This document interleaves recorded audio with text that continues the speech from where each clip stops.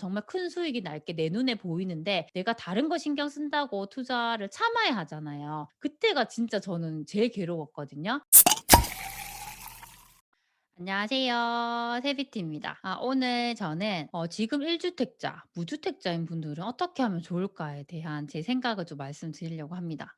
어제 제 카페 이벤트를 진행을 했었거든요. 이제 제가 부동산 카페를 운영 중인데 매일 시세 조사를 이제 하게 하고 있거든요. 그래서 매일매일 많이 해주신 분, 제가 11분을 모시고 어제 줌 라이브를 진행을 했습니다. 어제 이제 오신 분들 중에는 거의 대부분이 뭐 무주택자인 분, 1주택자인 분들이 많더라고요. 그래서 그분들이 요즘 하고 있는 고민이 어떤 것인지 저한테 얘기를 많이 해 주셨고 이제 거기에 대한 또 제 생각을 말씀을 드렸었거든요. 그래서 어제 대화를 했던 내용들이 혹시나 저희 구독자분들에게도 도움이 되실까 봐 제가 오늘 이렇게 좀 정리를 해 드리려고 합니다. 가장 얘기가 많이 나왔던 게 뭐냐면 두 가지였는데요. 대출에 대한 것과 다주택자가 되는 것에 대한 고민이었거든요. 그래서 그 부분에 대해서 제가 좀 말씀을 드리겠습니다.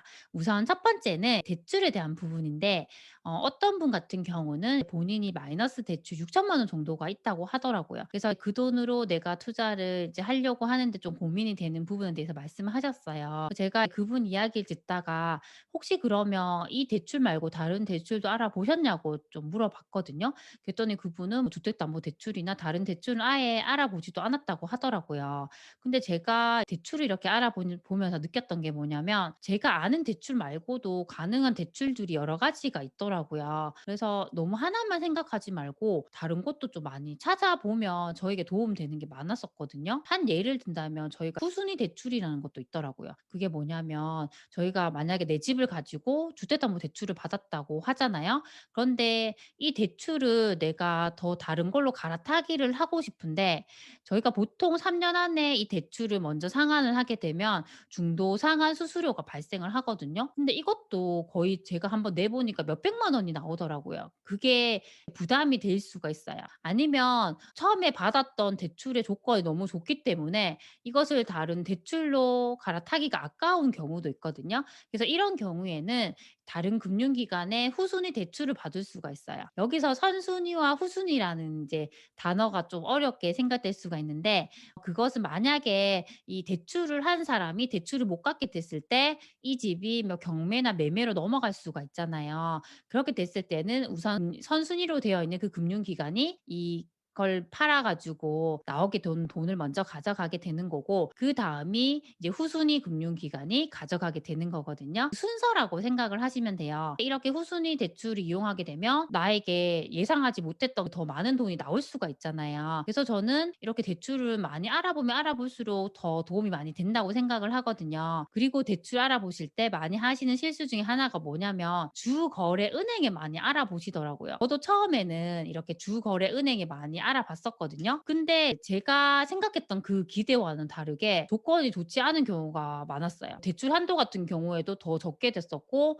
이자도 더 높은 경우가 있었어요. 저는 혹시나 다른 은행은 어떨까 싶어 가지고 별로 거래 안 했던 은행에 갔더니 그곳이 한도가 훨씬 더 높았고 이자도 더 저렴했었거든요. 그래서 대출은 한 군데만 알아보지 마시고 최대한 여러 군데 알아보는 게 훨씬 저에게 도움이 많이 되더라고요. 그리고 대출 알아보실 때 항상 뭐 "대출 은행에 방문해 가지고 상담을 받아야 하는 건 아닐까? 그게 너무 번거롭다." 이렇게 생각하시는 분이 많더라고요. 그런데 대출 상담사를 이용하시면 되게 편리하거든요. 대출 상담사 같은 경우는 저희가 보통 중개업소 소장님한테 여쭤보면 뭐 제1 금융권, 2 금융권별로 해 가지고 몇 군데 소개를 해 주시거든요. 그래서 그분들한테 그냥 전화만 걸어도 유선상으로 나의 현재 상태를 말씀드리면 얼마 정도의 대출이 가능한지 이렇게 말씀을 해 주시더라고요. 그래서 저는 현재는 대출 상담사를 많이 이용을 하고 있어요. 저는 되게 편하더라고요. 그래서 대출은 일단 내가 많이 알아보면 알아볼수록 더 좋기 때문에 최대한으로 대출을 알아보는데 많이 시간을 썼으면 좋겠습니다. 어제 이렇게 대출에 대해서 말씀드리니까 참여했던 분들이 "와 정말 대출이 이렇게 다른 것도 가능한지 몰랐다."고 하더라고요. 처음에 내가 6천만 원이라는 돈을 가지고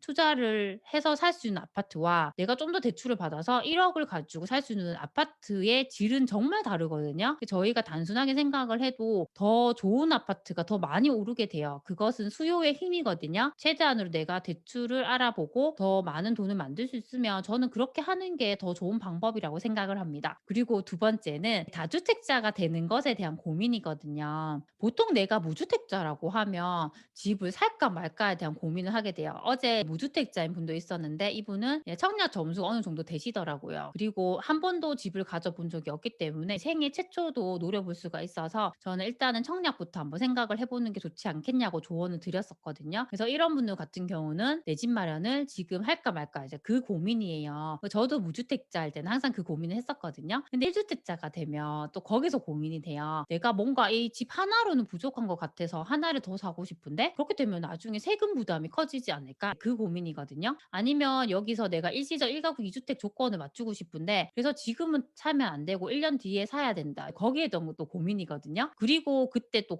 많이 고민하시는 게 이 1주택을 내가 비과세를 받고 싶기 때문에 다른 주택을 사면 안 된다. 또 그 고민을 많이 하시더라고요. 그리고 2주택자인 분들은 어떤 고민을 하시냐면 내가 여기서 3주택자가 되어서 아예 다주택자로 가는 것인지 아니면 여기서 투자를 그만두게 되는 것인지 또 거기에 대한 고민이 시작이 돼요. 근데 저는 그 모든 고민 중에 큰 부분이 세금이라고 생각을 하거든요. 결국은 내가 세금을 많이 내기 싫기 때문에 그 고민을 하는 거예요. 그리고 그 세금 중에 가장 큰 부분이 저는 양도세라고 생각을 해요. 근데 또 이렇게 저희가 가만히 생각을 해보면 양도세를 내는 건 저희가 그 집을 팔 때 내게 되는 거잖아요. 그러면 그걸 안 팔면 되잖아요. 근데 안 판다는 게 평생 안 팔 수는 없지만 최대한으로 좀 더 장기 보유를 해서 이렇게 파는 횟수를 줄이는 거죠. 저는 그렇게 하면 양도세는 충분히 걱정을 안 해도 된다고 생각을 하거든요. 그리고 처음에 살 때 내가 좀 더 좋은 걸 사게 되면 이게 시간이 갈수록 오를 확률이 많기 때문에 이 양도세에 대한 부담을 저는 좀 더 덜 수 있다고 생각을 하거든요. 그리고 이렇게 세금을 내는 것보다 내 자산이 더 오르는 것에 좀 더 집중을 하셨으면 좋겠습니다. 그게 항상 저희가 투자를 할 때 '내가 이것을 하려는 큰 목적이 무엇인가.' 그걸 생각하면 좀 더 쉬울 것 같은데요.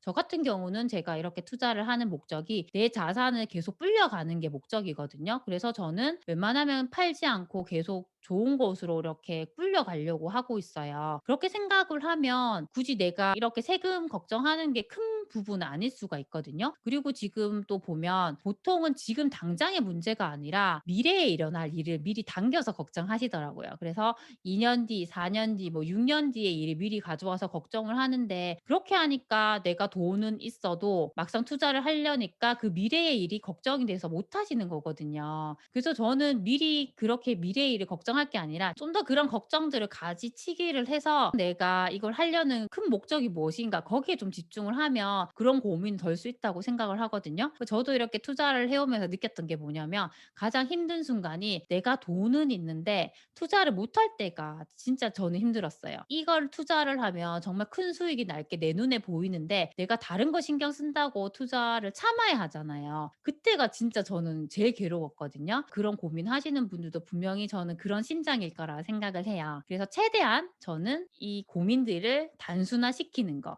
그게 우선이라 생각을 하고 세금도 중요하지만 저는 실행이 우선이라고 저는 항상 생각을 하거든요. 내가 실행하지 않으면 아무 일도 일어나지 않잖아요. 그래서 일단 중요한 것은 고민을 좀 더 덜어보고 그 고민들 중에서 가장 내가 크게 봐야 할 것은 무엇인지 좀 그렇게 하면서 단순화시키는 게 가장 중요할 거라 생각을 합니다. 어제 거의 저희가 2시간 반 넘는 시간 동안 많은 이야기를 나눴는데 그 이야기들이 저에게도 정말 큰 도움이 됐거든요. 그래서 앞으로도 제 카페나 블로그, 유튜브를 통해서도 이런 자리를 많이 마련해 보겠습니다. 그리고 제가 이렇게 드리는 말씀이 100% 정답은 또 아닐 수 있어요. 이 영상을 보시는 분들도 항상 공부를 많이 하시고 취할 것은 취하고 버릴 것은 버리는 자세로 이렇게 임하셨으면 좋겠습니다. 항상 제 영상을 시청해 줘서 정말 감사드립니다. 그럼 다음 시간에 만나요. 안녕.